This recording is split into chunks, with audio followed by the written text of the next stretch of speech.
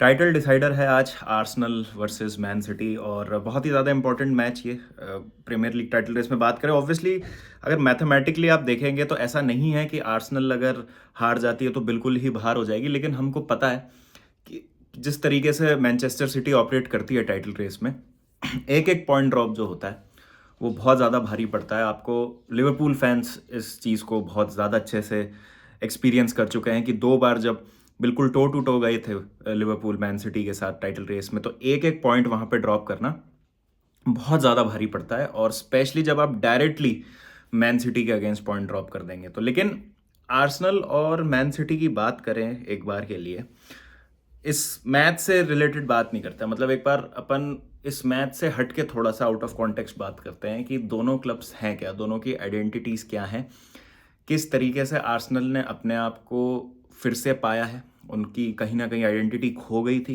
Arson Wenger के जाने के बाद। आर्टेटा ने किस तरीके से उस एक फीलिंग को वापस जागरूक किया है अमंगस्ट आर्सेनल फैंस, और what is Manchester City right now और what it aims to be, थोड़ा सा उसकी बात करते हैं तो मतलब एक सही सेटअप हो जाएगा इस क्यों ये टाइटल रेस या ये मैच इतना इंपॉर्टेंट है उस लिहाज से।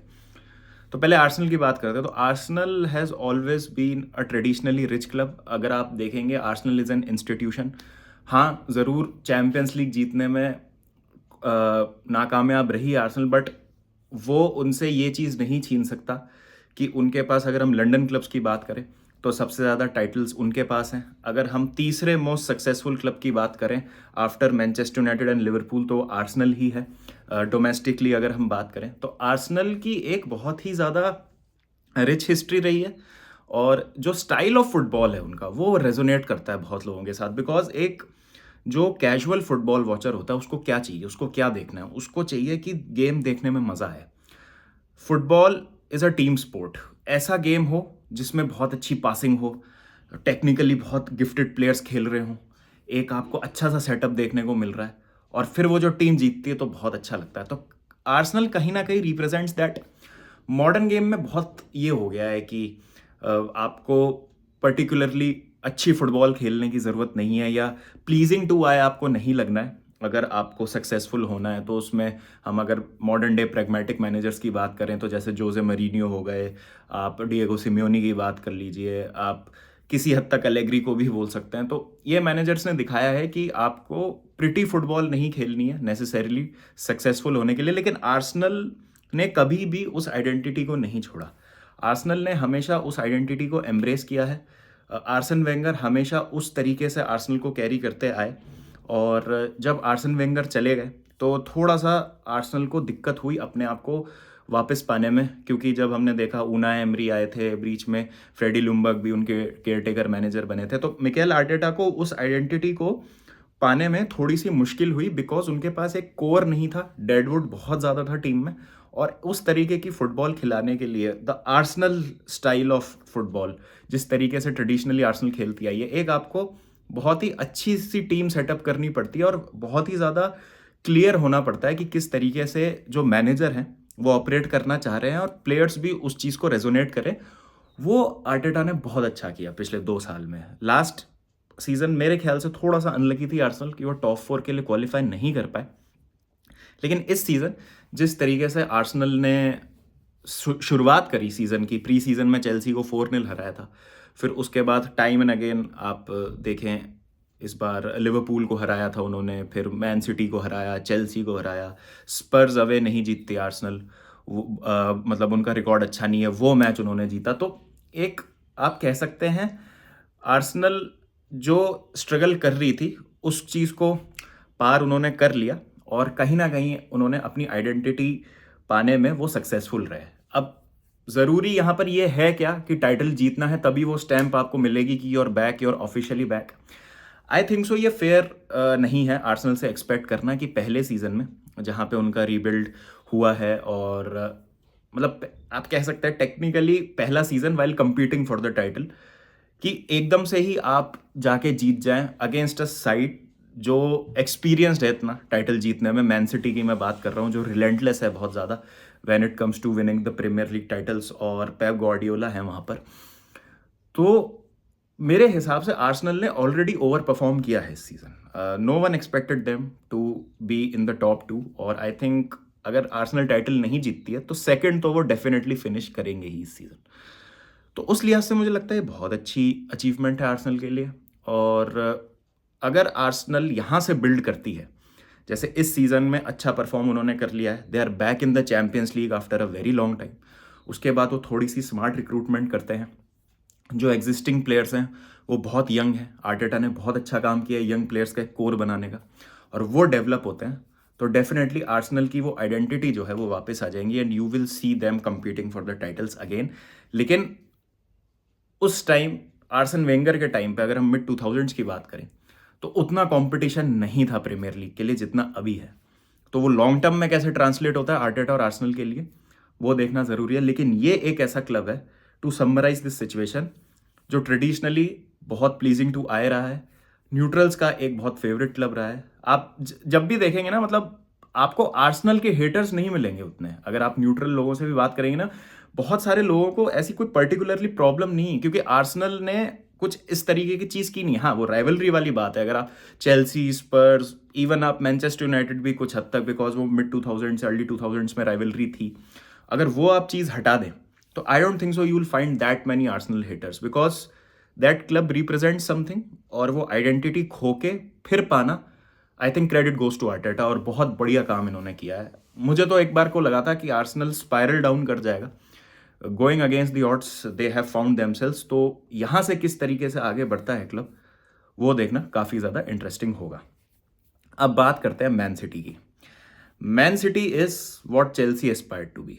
चेल्सी ने एक मॉडल इंट्रोड्यूस किया था 2003 में, जब रोमन अब्रामोविच आए थे, कि अगर आप एक फाइनेंशियल बैकिंग आपको मिलती है, क्योंकि उस टाइम एफएफपी भी नहीं था, फाइनेंशियल फेयर प्ले नहीं था, और आपकी रिक्रूटमेंट अच्छी है, आपके पास एक मैनेजर अच्छा है, तो अगर आप एक कोर बना लेते हैं, आप एक स्पाइन बना लेते हैं, no manager what the manager और हु द मैनेजर इज, आप एक कॉम्पिटिटिव टीम खड़ी कर सकते हैं जो अगले 10-12 साल तक ना केवल प्रीमियर लीग में compete करेगी बट यूरोप में compete करेगी, तो आप उसके साथ टाइटल्स जीत सकते हैं। तो ये एक मॉडल इंट्रोड्यूस किया था चेल्सी ने, जिसको परफेक्ट कर लिया मैनचेस्टर सिटी ने। मैनचेस्टर सिटी ने बहुत स्मार्ट रिक्रूटमेंट्स करी।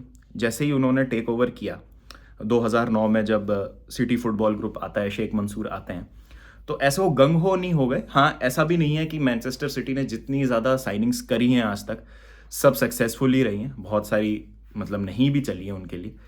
लेकिन अगर आप देखें जिस तरीके से प्रोजेक्ट की शुरुआत हुई थी, अगर हम पहले बैच की बात करें जो 2010-11 के आसपास प्लेयर्स आए थे, जैसे अगुएरो, कॉम्पनी, याया टूरे, डाविड सिल्वा, उससे पता चल गया था कि ये टीम ऐसी नहीं है जो जाके बस जो मतलब सुपरस्टार अवेलेबल है उसको लेके आ गए। जैसे वो रोबिनियो वाली जो साइनिंग थी, उसके बाद उन्होंने वो गलती दोहराई नहीं। उन्होंने समझा कि उनकी टीम की नींव के लिए, जैसे मैंने कहा स्पाइन बनाने के लिए क्या प्लेयर ज़रूरी हैं, और फिर उस पर उन्होंने बिल्ड किया सालों साल, और उसको रिफ्रेश करते गए स्टेप बाय स्टेप। 2016 में उनको समझ आया कि उनके पास एक अपॉर्चुनिटी है कि पेप गार्डियोला, जो कि ऑलरेडी अपने आप को प्रूव कर चुके थे बार्सिलोना से और बायर्न म्यूनिख से, कि उनको अगर हम ले आते हैं तो यहाँ पर उनको कमान संभालने दी जाए इस टीम की, तो एक हम अपनी डायनेस्टी बना सकते हैं, एक लेगेसी बना सकती है मैनचेस्टर सिटी, और डेफिनेटली जो है कॉम्पिटिटिव तो स्क्वाड हो ही जाएगा, लेकिन जितनी ट्रॉफीज अवेलेबल हैं वो सारी हम जीत सकते हैं।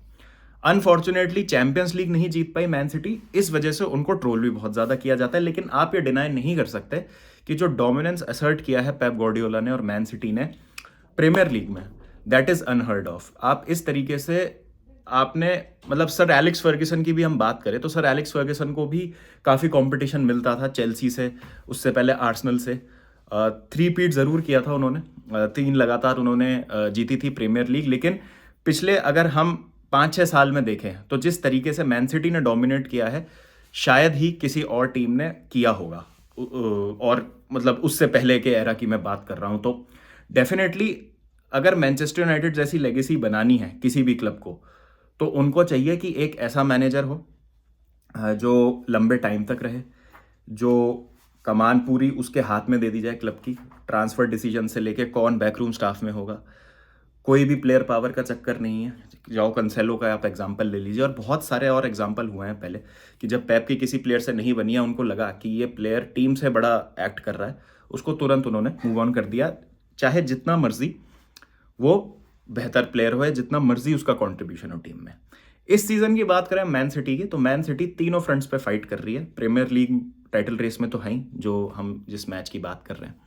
उसके बाद FA कप फाइनल में वो पहुंच चुके हैं, मैनचेस्टर डार्बी वहां पर होगी।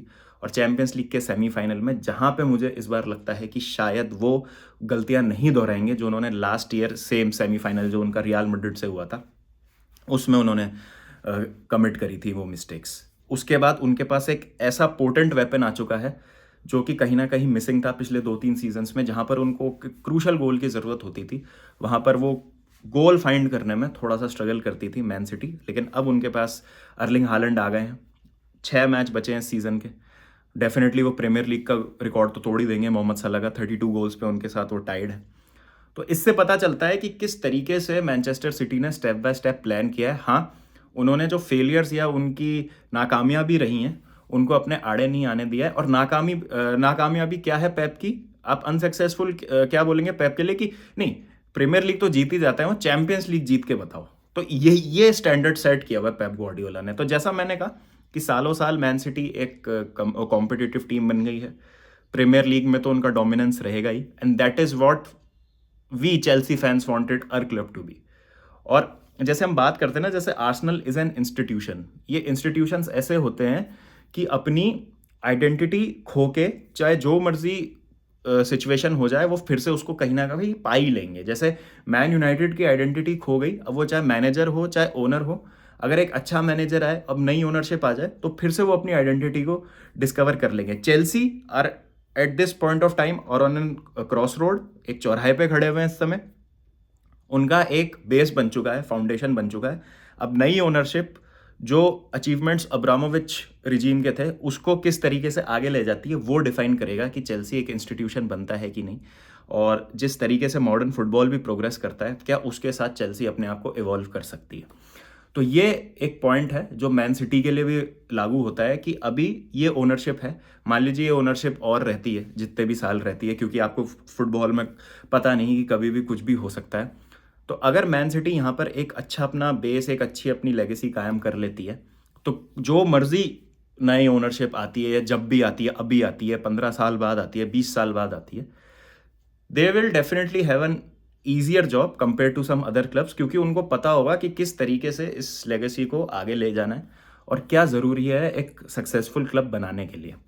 मैन सिटी अगर यहाँ पर ट्रेबल जीत जाती है तो बहुत सारे जो डाउट्स और बहुत सारे जो ट्रोल्स हैं उनको एक क्लियर कट जवाब मिल जाएगा कि ठीक है, आप जो मर्जी बोल लीजिए, ऑयल क्लब है, ये है, वो है।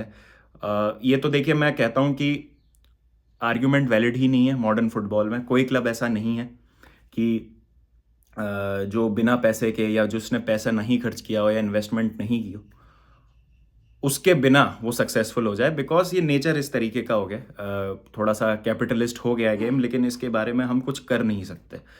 दूसरी चीज़ ये है कि अगर हम ये चीज़ देखें कि बड़े क्लब्स को अलाउड है पैसा खर्च करना और छोटे क्लब्स को अलाउड नहीं है, बिकॉज छोटे क्लब्स ऐसे जो क्लब्स नए हैं या जिनको नया नया पैसा मिला है, नई फाइनेंशियल मसल आई है उनके पास, because they have earn the right, because they have so much history, so much tradition, कि उसकी वजह से वो उनको वो मिलता है राइट कि वो पैसे खर्च करें, या उनको वो अथॉरिटी मिलती है, या उनका जस्टिफाइड है पैसा खर्च करना। तो आई डोंट थिंक सो कि ये प्रैक्टिकल है। मान लीजिए एक मैं ओनर हूँ या आप ओनर हैं और आपने एक मतलब रिलेटिवली कम सक्सेसफुल क्लब को इनहेरिट किया है, जैसे आप मान लीजिए वुल्वरहैम्पटन वांडरर्स फॉर एग्जांपल आप खरीद लेते हैं, या आप स्पेन में जिरोना खरीद लेते हैं। मुझे आइडिया नहीं जिरोना की, अगर हिस्ट्री हो तो प्लीज़ बता दीजिएगा, नहीं तो ये एग्जांपल गलत हो जाएगा।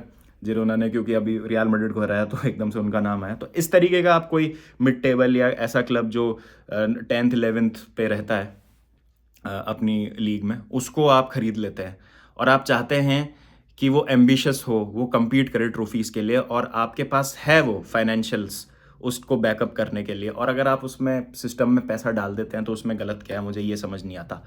तो वो आर्ग्यूमेंट तो आई थिंक बहुत ही बेकार है कि इस क्लब के फैंस नहीं है, ये तो टिन पॉट क्लब है, इसकी कोई हिस्ट्री नहीं है, क्योंकि मोस्ट ऑफ द जो फैंस भी बनते हैं, चाहे हिस्ट्री वाले क्लब्स की भी हम बात करें, तो आप भी तो 15-20 साल से ही देख रहे होंगे ना फुटबॉल, मैक्सिमम 30 साल, अगर आप 40 से 1 साल के हैं तो उससे पहले तो आपको भी नहीं पता कि आपके क्लब ने क्या किया। और उस दौरान अगर कोई क्लब नया आके सक्सेसफुल होना चाहता है, और पैसा इज द की फैक्टर आज की तारीख में, ये मॉडर्न स्पोर्ट है, इसका आप कुछ नहीं कर सकते, it is the way it is. तो ठीक है, आई थिंक ये सारे आर्ग्यूमेंट्स मेरे हिसाब से तो मायने नहीं रखते हैं, बट आपको, क्योंकि मुझे पता है if Man City wins the treble, definitely ये चीज़ जो है उन पर आएगी कि आपने तो पैसा देके खरीद लिया है, बट बाकी क्लब्स को किसने रोका है पैसा खर्च करने से? या ऐसा कौन सा क्लब है आज की तारीख में जिसके पास हिस्ट्री भी है, बहुत सक्सेसफुल भी है, और वो पैसे खर्च नहीं करते हैं? तो ये आई थिंक बहुत हिपोक्रेसी है इस आर्ग्यूमेंट में कहीं ना कहीं। लेकिन अब बात करें मैच की, तो आई थिंक कुछ की प्लेयर्स मिसिंग है आर्सेनल के, which place to Man City's advantage. Arsenal sit back नहीं कर सकती है, आर्सेनल का गेम नहीं है वो। और अगर आपको सिटी को हराना है तो attack is the best form of defence. I think Arsenal को अपनी स्ट्रेंथ्स को बैक करना होगा। आर्सेनल ने पिछले जो 3 मैच ड्रॉ करे हैं, थोड़ा उनके दिमाग पे प्ले कर रहा होगा, आई थिंक मेंटेलिटी अफेक्ट होती है। लेकिन जब आपके पास स्क्वाड में हेसूस और जिनचेंको जैसे प्लेयर्स हैं, जिनको पता है कि मैन सिटी के साथ टाइटल्स जीतना क्या है, जिनको पता है कि पेप गार्डियोला किस तरीके से अप्रोच करते हैं इन मैचेस को, जो भी आपके पास इंफॉर्मेशन है, जो भी आपके पास इनपुट है, उसका इस्तेमाल कीजिए। आपकी टीम की जिस भी तरीके से हेल्प हो सकती है वो करिए उनकी, क्योंकि ये बहुत यंग स्क्वाड है, इनएक्सपीरियंस स्क्वाड है। और इस स्क्वाड को किसी भी तरीके की एडवांटेज अगर मिलती है, किसी भी तरीके का इनपुट मिलता है, तो बहुत ही ज़्यादा हेल्पफुल होगा मेरे ख्याल से। और यहीं पे अगर मैं पेप गार्डियोला की और मैन सिटी की बात करूं, रिलेंटलेस टीम है, मुश्किल टास्क है आर्सेनल के पास यहाँ पर आकर जीतना। अगर आर्सेनल जीतती भी है तो भी उनके पास एक बहुत मुश्किल रन ऑफ फिक्सचर्स है आगे। ब्राइटन है, आर्सेनल है, ब्राइटन है, चेल्सी है, न्यूकासल है। एक अच्छा उनको ज़रूर कमबैक मिलता है टाइटल रेस में, बट मुझे लगता है कि अगर यहाँ पे सिटी जीत जाती है तो it would be curtains for Arsenal. एक उनका जो हाथ होगा वो ट्रॉफी पे होगा। तो देखते हैं क्या होता है इस मैच में। अगर मैं बात करूं प्रिडिक्शन की, तो I would go for a hard fought 2-1 win for man city. इतना स्ट्रेट फॉरवर्ड नहीं होगा जितना लगता है सबको, but funny things have happened in football. और आर्सेनल की मैं विन को बिल्कुल रूल आउट नहीं कर रहा हूँ यहाँ। जैसा मैंने कहा 60-40 in favour of city, but जैसा मैंने कहा एक serial trophy winner Pep Guardiola, legacy cement करने का गोल्डन अपॉर्चुनिटी यहाँ पर, ट्रेबल जीत के आप 2 क्लब्स के साथ ट्रेबल जीत सकते हैं। बार्सिलोना के साथ आप ऑलरेडी 2009 में जीत चुके हैं, मैन सिटी 2023 में आप ये चीज़ कर सकते हैं, 14 साल बाद आप दोहरा सकते हैं वो सेम फीट। तो ये जो सिचुएशन है उसकी सीरियसनेस दोनों स्क्वाड और पेप गार्डियोला समझ रहे होंगे कि क्या हो सकती है। बाकी देखते हैं मैच में क्या होता है। तो आपकी क्या राय है, please do let me know in the comment section. I think man city will win this, because Arsenal थोड़ा सा अभी नर्व्स दिख रही है और इनएक्सपीरियंस जो है कहीं ना कहीं झलक रहा है। चलिए फिर मिलते हैं, जब तक ध्यान रखिए अपना, टेक केयर एंड पीस।